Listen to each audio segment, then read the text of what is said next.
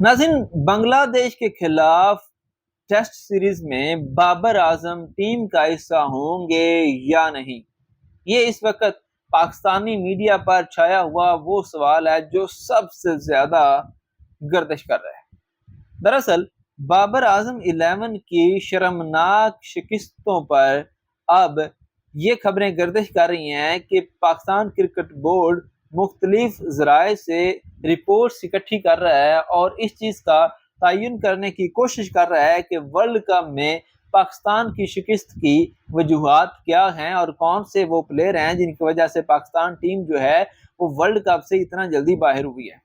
लेकिन इसी दौरान ये खबरें भी गर्दिश कर रही थी कि शाहीन अफरीदी, बाबर आजम और मोहम्मद रिजवान वगैरह जो पुराने प्लेयर्स हैं और बड़े प्लेयर्स हैं, उनको बांग्लादेश जैसी टीम के खिलाफ टेस्ट सीरीज में आराम दिया जाने का इम्कान है या फिर आराम के नाम पर बाहर बिठाने का इम्कान है। लेकिन यहाँ पे बाबर आजम ने उल्टी गंगा बहा दी है। उन्होंने आते ही इंटरनेशनल क्रिकेट अकेडमी में अपनी फिटनेस को बेहतर बनाने पर जो है वो तवज्जो मरकूज कर ली है और बैटिंग प्रैक्टिस भी शुरू कर दी है। और ज़राए के मुताबिक बाबर आजम किसी भी तरह बांग्लादेश के खिलाफ आराम करने के मूड में नहीं है।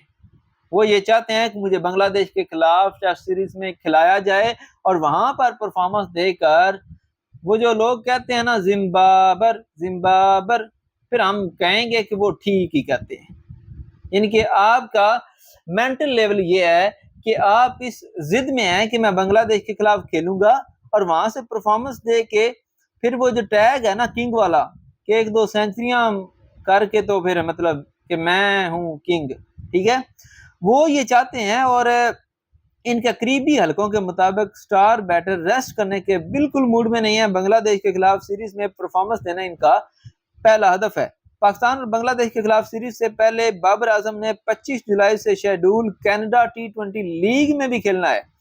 बाबर आजम समेत 7 पाकिस्तानी क्रिकेटर्स के इस लीग के लिए मुआहदे हुए हैं, जिनमें शाहीन अफरीदी, मोहम्मद आमिर, आसिफ अली, मोहम्मद रिजवान, इफ्तिखार अहमद और मोहम्मद नवाज शामिल हैं। दूसरी जानब पाकिस्तान और बांग्लादेश के खिलाफ सीरीज अगस्त के तीसरे हफ्ते में शेड्यूल रखने का इम्कान है। तो अब जी ये इस चीज पर आप देखिए, इंडिया ने अभी वर्ल्ड कप में वो खेल रहे हैं और बड़े चांसेस हैं कि इंडिया जो है वर्ल्ड कप जीत जाएगा। यानी कि दिल भी ये कहता है और दिमाग भी ये कहता है कि इंडिया जो है वर्ल्ड कप जीतेगा। लेकिन इसके बावजूद उन्होंने जो जिम्बाब्वे के खिलाफ टूर है इंडिया का, उसमें जो टीम है उनकी, उसमें उन्होंने एक नया कप्तान और नई टीम जो है उसको मौका दिया कि आप जाएं खेलें, क्योंकि हमारे ये प्लेयर्स जो हैं इनका तो हमें पता है ये क्या है, तो आप जाएं और आप वहां पे खेलें और जो सीनियर हैं उनको हम रेस्ट देंगे। और यहाँ पे उल्टी गंगा है कि आप बेइज्जत होके आए हैं, आप मुंह काला करवा के आए हैं और आप कहते हैं कि मैं किसी यंगस्टर को मौका नहीं दूंगा, क्योंकि ऐसा ना हो कि कोई और मेरी जगह अच्छी परफॉर्मेंस दे जाए और मेरी जो जगह है वो खत्म हो जाए।